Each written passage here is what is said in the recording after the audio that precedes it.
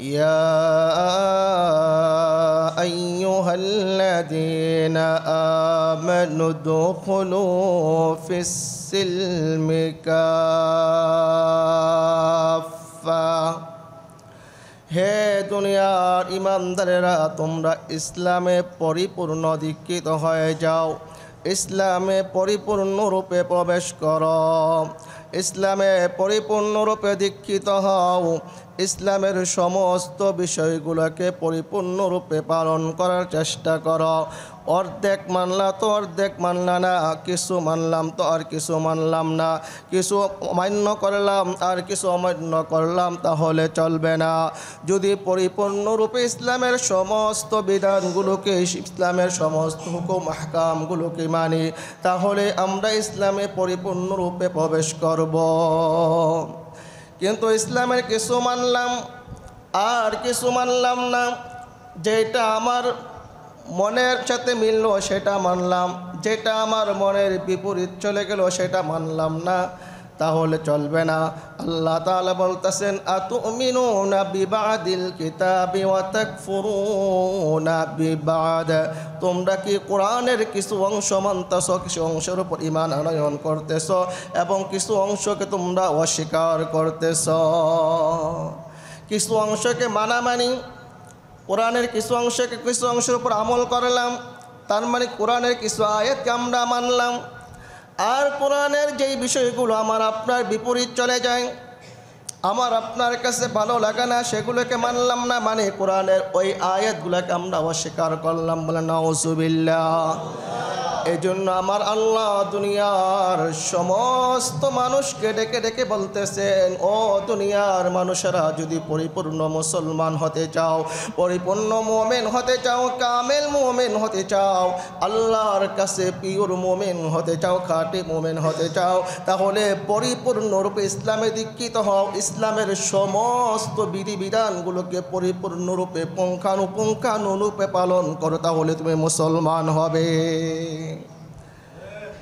সামাজিক জীবনে ইসলাম প্রবেশ লাগবে ইসলাম লাগবে রাষ্ট্রীয় জীবনে ইসলাম লাগবে পারিবারিক জীবনে ইসলাম লাগবে শুধু আমার 3.5 হাত বডির মাঝে ইসলাম আছে আমার পরিবারের মাঝে ইসলাম নাই আমার সমাজে ইসলাম নাই আমার রাষ্ট্রে ইসলাম নাই বলে এইভাবে চললে আমার পরিপূর্ণরূপে ইসলামে দীক্ষিত হওয়া চলবে বলা যাবে না এই জন্য ইসলামের পরিপূর্ণরূপে প্রবেশ করতে হবে ইসলামের যাবতীয় হুকুম আহকামগুলোকে আমাকে আপনাকে মানতে হবে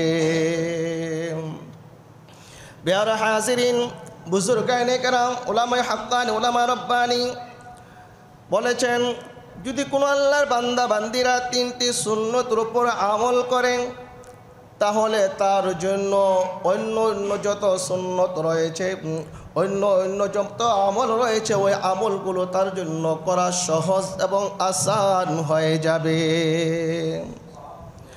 1 নম্বর হলো প্রতিটি কাজ বিসমিল্লাহ সহকারে করা বিসমিল্লাহর অনেক ফজিলত আল্লাহর কোনো বান্দা বান্দি যদি একবার বিসমিল্লাহির রহমানির রহিম পাঠ করেন আমার আল্লাহ ওই বান্দা বান্দির 10,000 গুনাহ মাফ করে দিবেন আমার আল্লাহ পাক রব্বুল আলামিন ওই বান্দা বান্দির আমল নামায় 10,000 নেকি লিপিবদ্ধ করে দিবেন আমার আল্লাহ পাক রব্বুল আলামিন কাল কিয়ামতের ময়দানে হাসরের ময়দানে ওই বান্দা বান্দির জন্য 10,000 মর্যাদা বৃদ্ধি করে দিবে এক ইহুদি মহিলা বয়ানে শুনলেন বিসমিল্লাহ বলে কাজ করলে আল্লাহ তাআলা বরকত দান করেন আল্লাহ তাআলা সংসারে বরকত দান করেন খাবারে বরকত দান করেন সব কিছুতে বরকত দান করেন ওই আল্লাহর বান্দি যেদিন থেকে উলামায়ে কেরামের জবান থেকে শুনলেন সেদিন থেকে প্রত্যেকটা কাজ করতে বিসমিল্লাহ বলে করেন চাউল নেন বিসমিল্লাহ বলে নেন আবার চাউল ধৌত করতে যান বিসমিল্লাহ বলে ধৌত করা শুরু করেন ওযু করতে যান বিসমিল্লাহ বলে শুরু করেন খাবার খেতে যায় বিসমিল্লাহ বলে শুরু করে মোট কথা প্রতিটি কাজ বিসমিল্লাহ বলে শুরু করে, কিন্তু ওই মহিলার স্বামী ছিল ইহুদি। ইহুদির কাছে বিসমিল্লাহ ভালো লাগতো না। ওই স্বামী জেদ ধরল যে না, এই মহিলাকে অপমান করতে হবে, অপদস্থ করতে হবে। একদিন স্বামী টাকার একটি থলে এনে স্ত্রীর কাছে দিলেন, বললেন যে টাকার থলেটা তোমার কাছে রাখো, আমি আবার যখন যাবো আমার কাছে টাকার থলে ফেরত দিয়ে দিবে। আল্লাহর বান্দি স্বামীর কাছ থেকে টাকার থলে বিসমিল্লাহ বলে নিলেন, আবার বিসমিল্লাহ বলে একটি কলসের ভিতরে, একটি মটকার ভিতরে রেখে দিলেন। কার নাম নিছেন? কার নাম? আমার আল্লাহর নামে নিলেন বিসমিল্লাহির রহমানির রহিম। আবার রাখলেন বিসমিল্লাহির রহমানির রহিম বলে। আর স্বামী দূর থেকে দেখলেন আমার স্ত্রী টাকার থলিটা কোথায় রাখলেন। স্বামীর মন তো পরিষ্কার নয়, স্বামীর মন তো শয়তানি। স্ত্রীকে কীভাবে পেঁচে ফেলানো যায়, স্ত্রীকে কীভাবে বিপদে ফেলানো যায়, স্বামীর কাজ হইল সেইটা। স্ত্রী যখন টাকার থলে রেখে চলে গেলেন, স্ত্রীর অজান্তে স্বামী ওই থলেটা নিয়ে আপনার কূপে ফেলে দিলেন। কূপে যে ফেলছেন আমার আল্লাহ দেখছেনি? আল্লাহ দেখে না তো? না, আল্লাহ দেখে। ওই স্বামী অল্প কিছুক্ষণ পরে এসে স্ত্রীকে বলতেছেন, ও আমার স্ত্রী, আমার টাকার থলে দাও। আমার আল্লাহ ফেরেশতাকে বলতেছেন, ও ফেরেশতা, আমার বান্দি এখন আমার নাম নিয়ে মটকায় হাত দিবে, কলসের ভিতরে হাত দিবে, আর যদি টাকার থলে না পায় আমার বান্দি অপমানিত হয়ে যাবে, অসম্মানিত হয়ে যাবে। আমার বান্দি আমার নামে রাখছে, সুতরাং ওই ফেরেশতা তাড়াতাড়ি যাও, টাকার থলেটা উঠে যথাস্থানে রেখে দাও।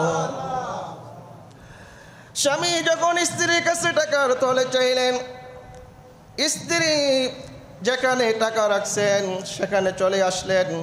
এখন এসে হাত দিলেন বিসমিল্লাহির রহমানির রহিম। বিসমিল্লাহ বলে হাত দিতে দেরি হলো, টাকার থলেতে হাত লাগতে দেরি হয়নি। বলেন সুবহানাল্লাহ। স্বামী অবাক হয়ে গেলেন, ব্যাপার কি? আমি তো টাকার থলে সরিয়ে ফেলেছি, টাকার থলে দূরে ফেলে দিয়েছি, টাকার থলে আসলো কোথায় থেকে? এই অবস্থা দেখে ইহুদি স্বামী বলল, স্ত্রী আমার আমাকে কালিমা পড়ায় মুসলমান বানিয়ে নাও, লা ইলাহা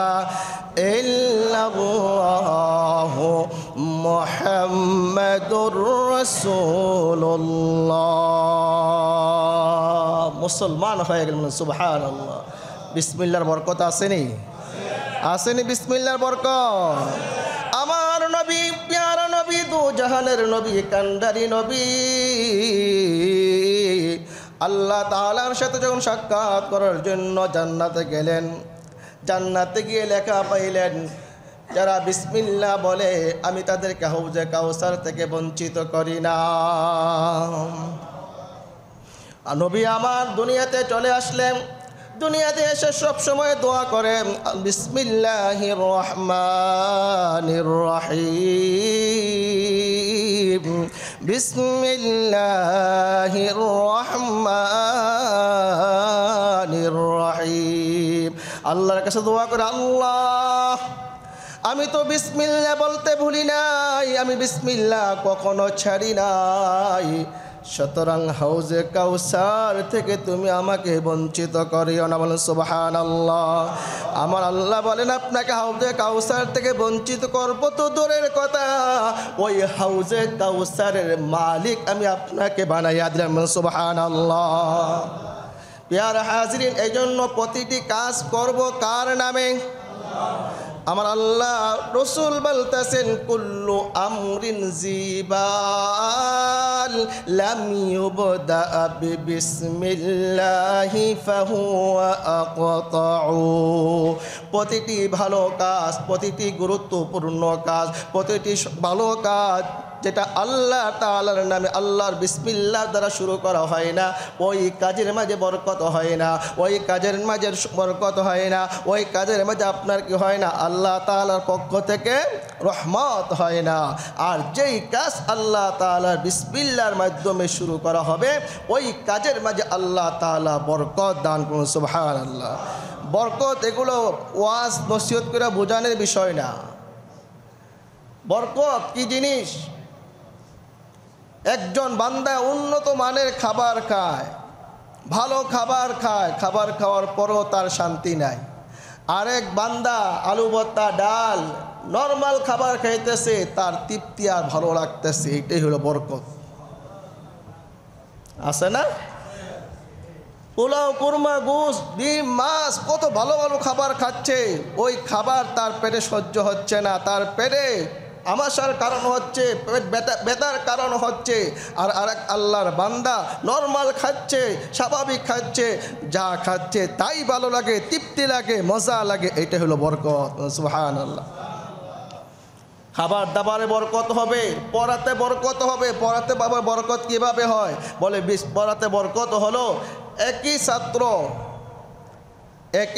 ছাত্র অল্প সময়ে পড়লে তার পড়া মুখস্থ হয়ে যায়। আরেক ছাত্র পড়তে পড়তে পড়তে পড়তে মাথা ব্যথা হয়ে যায়, মুখস্থ হয় না। এটা হলো বরকত। সময়ের মাঝে বরকত হবে। আল্লাহর দুই বান্দা, দুই আপনার কাঠ মিস্ত্রি, কোঠারি কাজ করতেছে।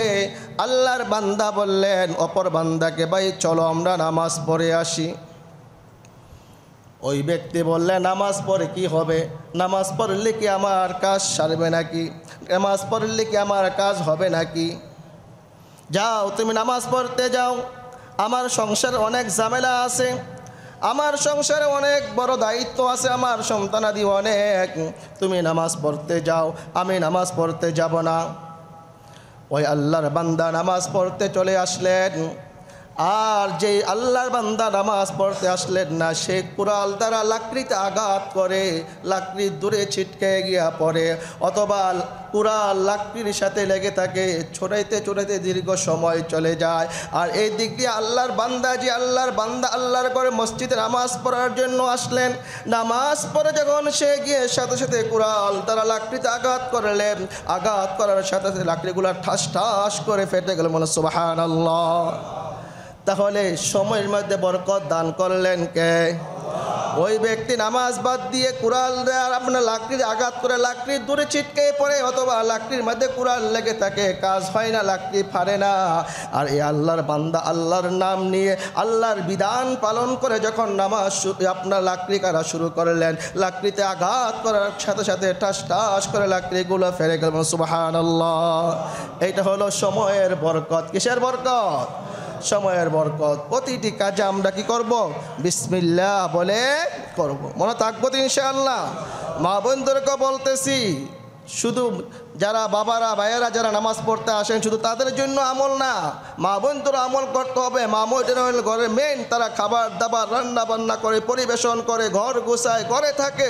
সুতরাং আপনাদের কাজগুলা প্রতিটা কাজ হবে বিসমিল্লাহির রহমানির রহিমের মাধ্যমে। মনে থাকবো তো ইনশাআল্লাহ। কি আমরা বিসমিল্লাহ পরিহার করব না বিসমিল্লাহ ধরব? বলেন, বিসমিল্লাহ পরিহার করব না বিসমিল্লাহ অনুযায়ী আমল করব? তাহলে প্রতিটি কাজ কিসের মাধ্যমে করব? বিসমিল্লাহির রহমানির রহিমের মাধ্যমে করব। কে করছেন? আমার রাসূল করেছেন। আল্লাহ রসুলের একটা সুন্নাহ, এটা বলতেছে এই সুন্নাতের উপরে যারা আমল করবে, আরও অনেক সুন্নত আমল করা তার জন্য আল্লাহ তাআলা সহজ এবং আসান করে দেবেন। সুবহানাল্লাহ। 2 নম্বর আমল, প্রতিটি কাজ ডান দিক থেকে করব, প্রতিটি ভালো কাজ ডান দিক থেকে করব। কানান নবী সাল্লাল্লাহু আলাইহি ওয়াসাল্লাম কানান নাবিয়্যু সাল্লাল্লাহু আলাইহি ওয়াসাল্লাম, রাসূল কারীম সাল্লাল্লাহু আলাইহি ওয়াসাল্লাম তিনি তার স্যান্ডেল পরিধান করা থেকে নিয়ে মাথার চুল আঁচড়ানো পর্যন্ত ওয়া তুহুরিহি ওয়া শানিহি কুল্লিহি, পবিত্রতা অর্জন করা প্রতিটি কাজ তিনি ডান দিক থেকে শুরু করতেন। রাসূল কারীম সাল্লাল্লাহু আলাইহি সাল্লাম ওযু করা, চুল আঁচড়ানো, পবিত্রতা অর্জন সহ যত কাজ আছে সমস্ত কাজ কোন দিক থেকে শুরু করতেন? ডান দিক থেকে শুরু করতেন। হাত যখন, অর্থাৎ যখন মসজিদে প্রবেশ করব ডান পা দ্বারা প্রবেশ করব, আবার যখন আপনার ঘরে প্রবেশ করব ডান পা দিয়ে প্রবেশ করব, খাবার যখন খাবো ডান হাত দ্বারা খাবো, তারপরে আপনার যত ধরনের ভালো কাজ আছে ওযু যখন করব ডান দিক থেকে শুরু করব, ডান হাত আগে ধোবো, ডান পা আগে ধুতো করব। এভাবে প্রতিটা কাজ কোন দিক থেকে শুরু করতে হবে? কোন দিক থেকে? টয়লেটে প্রবেশ করব বাম পা দিয়ে, বাহির হব ডান পাও দিয়ে। মসজিদে প্রবেশ করব ডান পাও দিয়ে, বাহির হব বাম পাও দিয়ে। ঘরে প্রবেশ করব কোন পাও দিয়ে? কোন পাও দিয়ে প্রবেশ করবেন? খানা খাবো কোন হাত দ্বারা? আজকে তো আমরা ফ্যাশনের জমানায় চলে আসছি। রাসূল কারীম সাল্লাল্লাহু আলাইহি সাল্লাম বলতেছেন, লা ইয়াকুলু আহাদুকুম আন ইয়ামিনিহি ওয়ালা ইয়াশরাবু আন শিমালিহি, তোমাদের কেউ যেন ডান হাত বাম হাত দ্বারা না খায় এবং বাম হাত দ্বারা পান না করে, পানি পান না করে। কেন? ফাইন্না শাইতানা ইয়াকুলু বিশিমালিহি ওয়া ইয়াশরাবু বিশিমালিহি, কারণ শয়তান বাম হাত দ্বারা খায় এবং বাম হাত দ্বারা পান করে। অনেকরে বললে রাগ করে, অনেক ভাইয়েরা আছেন, অনেক বাবারা আছেন, এক তো দাঁড়িয়ে পান করে আবার বাম হাত দ্বারা পান করে। আছে না এরকম? জিজ্ঞাসা করলে, ভাই আপনি বাম হাত দ্বারা পান করেন, এটা ফ্যাশন। এটা ফ্যাশন না শয়তানি কারবার? কার কারবার এটা? রাসূল বলতেছেন যে আমার উম্মত কি করতে পারে না? বাম হাতে খাইতে পারে না, বাম হাতে পান করতে পারে না। উম্মত, আমি উম্মত, আমার উম্মতরা, আমি ডান হাত দ্বারা খাই, ডান হাত দ্বারা পান করি। সুতরাং বাম হাত দ্বারা খাওয়া, বাম হাত দ্বারা পান করা, এটা কার কাজ? এটা কোনো ইসলামের মোড হতে পারে না। এটা কোনো আদর্শ মানুষের মোড হতে পারে না। এটা কোনো আদর্শ মানুষের কোনো কাজ হতে পারে না। যেই কাজ শয়তানে করে, আপনি ওই কাজ করে আপনি আদর্শ মানুষ দাবি করবেন, আপনি ওই কাজ করে আপনি রসুলের উম্মত দাবি করবেন, এটা হতে পারে না। রসুলের আদর্শ যারা মানবে না তারা আবার কিসের রসুলের উম্মতের দাবি করে? কি বলেন? আমি রসুলের উম্মত দাবি করি খুব বড় গলায় যে আমি উম্মতের, রসুলের উম্মত, রসুলের খাঁটি উম্মত, পিওর উম্মত, কিন্তু আমি রসুলের বিরোধিতা করি। হবে? আমি বাবার অনুগত সন্তান বলে দাবি করি, আমি একমাত্র বাবার সন্তান, যে বাবাকে কখনো কষ্ট দেয় না, কিন্তু বাবার বিরুদ্ধে কথা বলে, সে কি অনুগত সন্তান? যেই সন্তান নাকি বাবাকে মানে না, যেই সন্তান বাবার কথা শোনে না, যেই সন্তান বাবা ভালো কাজের অর্ডার করলে সে অর্ডার শোনে না, এই সন্তানকে আপনারা কেউ অনুগতশীল সন্তান মনে করবেন না অবাধ্য সন্তান? তাহলে যেই উম্মত যারা রসুলকে মানে না, রসুল বলে একটা, সে করে আরেকটা, সে কি রসুলের খাঁটি উম্মত না ভেজাল উম্মত? তো রসুল বলতেছে যে আমি ডান হাতে খাই, ডান হাতে কি করি? পান করি। আর শয়তান বাম হাতে খায়, বাম হাতে পান করে। সুতরাং যারা বাম হাতে খায়, বাম হাতে পান করে, রসুলকে মানলো না শয়তানকে মানলো? তাহলে যারা শয়তানকে মানলো তারা কি শয়তানের বন্ধু না রসুলের বন্ধু? শয়তানের বন্ধু।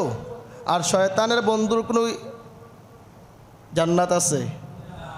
শয়তান যারা অনুসরণ করবো তাদের জান্নাত আছে?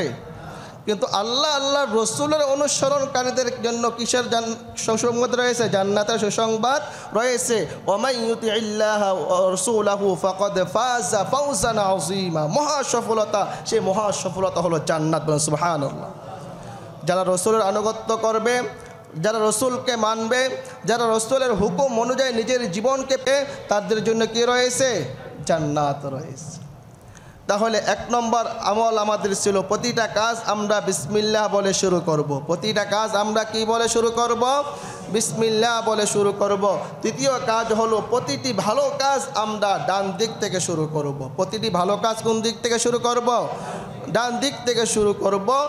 আর বাম দিক থেকে কি করব? শেষ করব। কথার কথা যে আপনার মসজিদে আমরা যখন প্রবেশ করি ডান দিক দিয়ে প্রবেশ করি, বাইরে হওয়ার সময় কি বাম দিক দিয়ে। স্যান্ডেল পরিধান করার সময় ডান পা আগে দিব, খোলার সময় কোন পা আগে? বাম পা আগে। ঠিক কাপড় যখন পরিধান করব ডান হাত আগে পরিধান করব, খোলার সময় বাম হাত আগে কি করব? খুলব। পায়জামা যখন পরিধান করব ডান পা আগে পরিধান করব, খোলার সময় বাম পা কি করব? খুলব। লুঙ্গি পরিধান করার সময় একই অবস্থা, ডান পা আগে ঢুকাবো, আবার খোলার সময় কি করব? বাম পা আগে বাহির করব।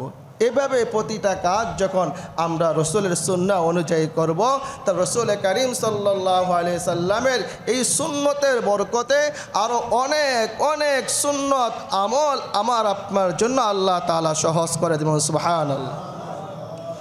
তৃতীয় একটি আমলের কথা বলা হয়েছে, আফসুস সালাম বাইনাকুম।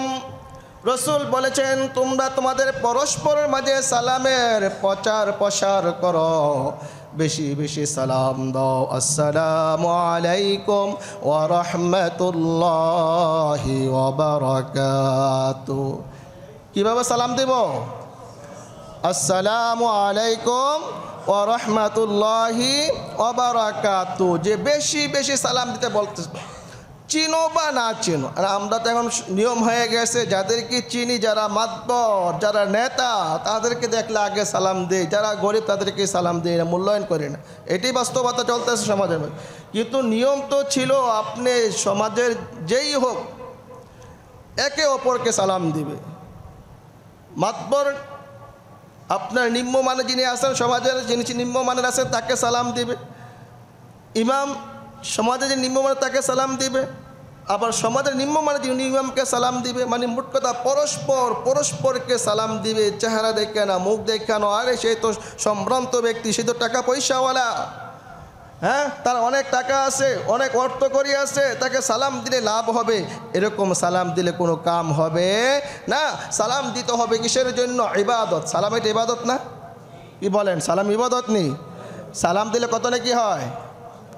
কত নাকি? সর্বনিম্ন 10 নাকি। সর্বনিম্ন কয় নাকি? 10 নাকি হইতেছে সালাম দিলে। সালামের চেয়ে বড় দোয়া আর হইতে পারে না। এই জন্য সালাম দিব, হোক পরিচিত হোক অপরিচিত, সকলকে আমরা কি দিব? সালাম দেব। ইসলামের মাঝে এই সালামের বৈশিষ্ট্য রাখা হয়েছে, সালামের বিধান রাখা হয়েছে। এরকম বিধান অন্য কোনো ধর্মে তা রাখা হয় নাই, অন্য কোনো ধর্মে নাই। হাদিসে মধ্যে আসছে আল বাদিউ বিসসালাম বারিউম মিনাল কিবার। যে ব্যক্তি সর্বপ্রথম সালাম দিবে সে অহংকার মুক্ত। বলেন সুবহানাল্লাহ। তাহলে অন্য অন্য সমাজের অন্য অন্য ধর্ম আপনার সালামের বা নিয়ম রাখা হয়েছে গুড মর্নিং, গুড ইভিনিং, অর্থ কি? শুভ সকাল, শুভ সন্ধ্যা। তো এটার অর্থ কি? এটা অর্থ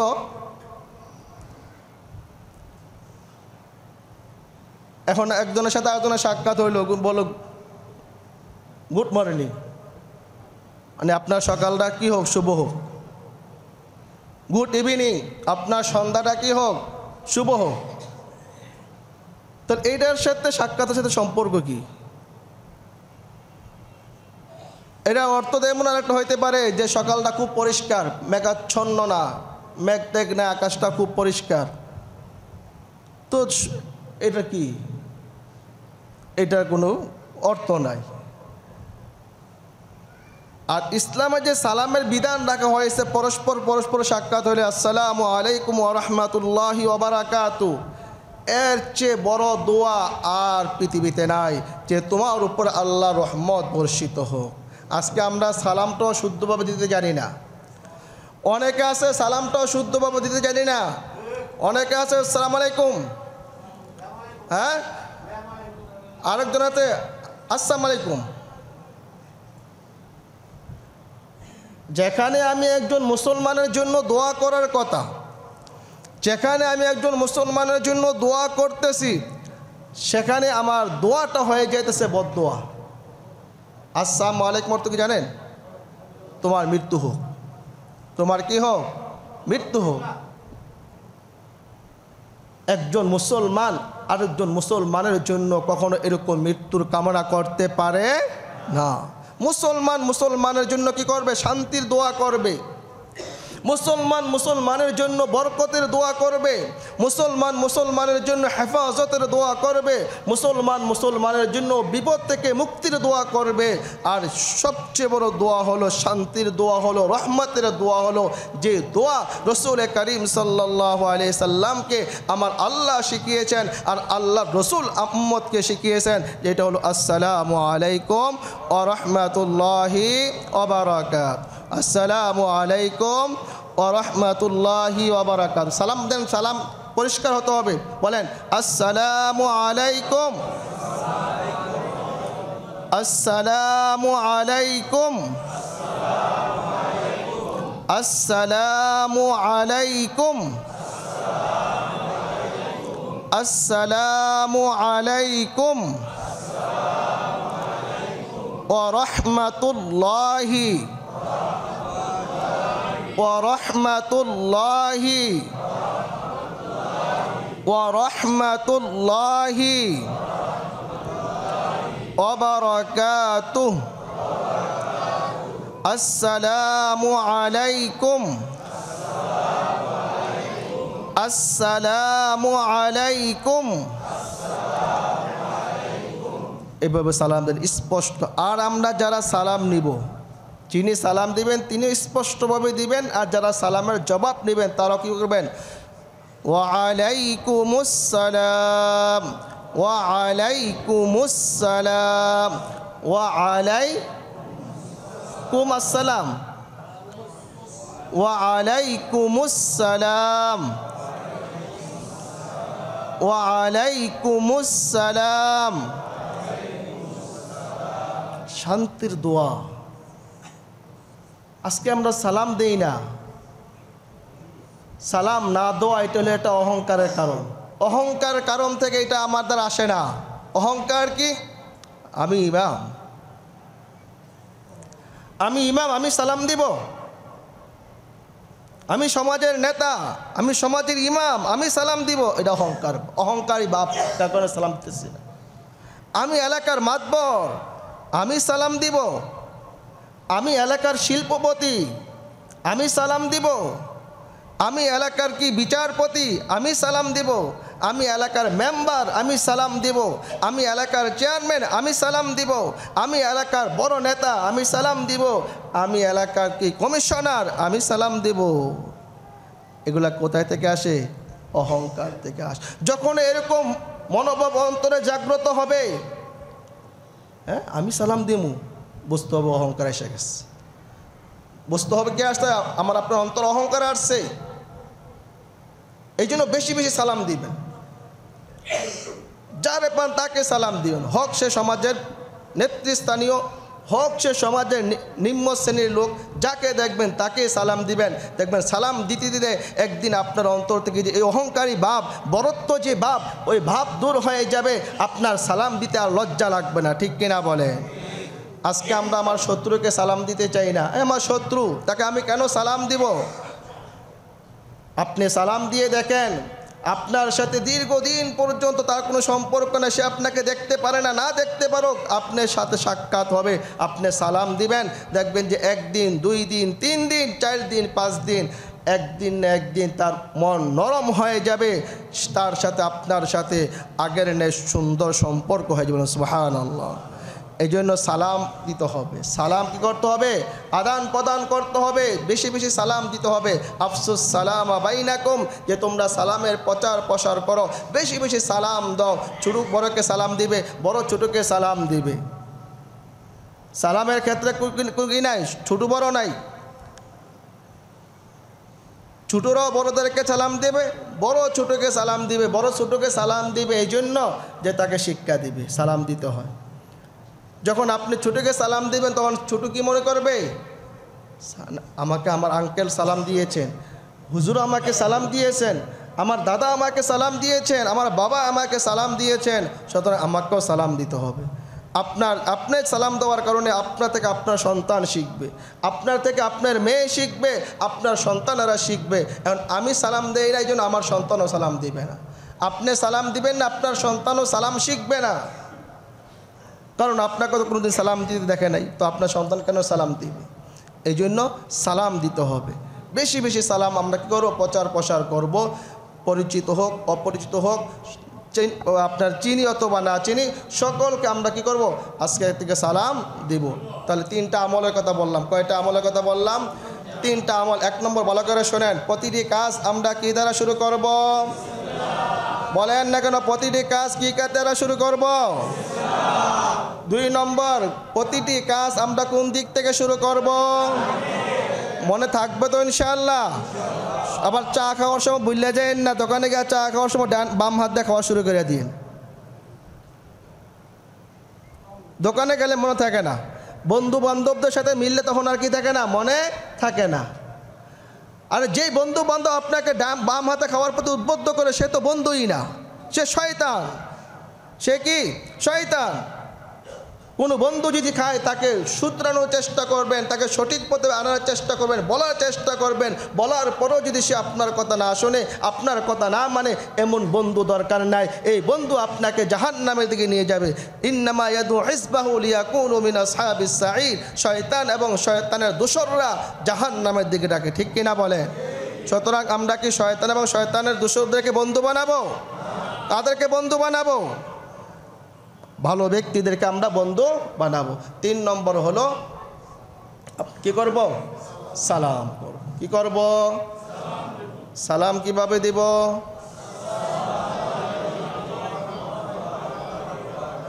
খেল থাকবো তো? তাড়াহুড়ার কোনো দরকার নাই, তাড়াহুড়ার কোনো দরকার নাই।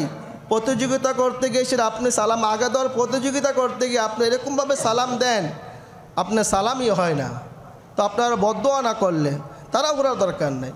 হ্যাঁ, তাড়াহুড়াও যদি করেন, খেয়াল রাখতে হবে সালামটা যাতে কোনো ভুল না হয়, উচ্চারণে যাতে কোনো ভুল না হয়, বিশুদ্ধভাবে সালাম দিতে হবে। কারণ আমি তার জন্য দোয়া করতেছি, সেও আমার জন্য দোয়া করতেছে। সুতরাং উভয় পক্ষের সালামটা হবে বিশুদ্ধভাবে, বিশুদ্ধ উচ্চারণে। কোনো ভুল উচ্চারণ করলে আপনার রহমতের জায়গায় গজব শুরু হয়ে যাবে, রহমতের জায়গায় শাস্তি শুরু হয়ে যাবে, আপনার আমার উপর তো গজব নেমে আসতে পারে। এই জন্য সালামের ক্ষেত্রে আমরা খুবই সতর্কতা অবলম্বন করব।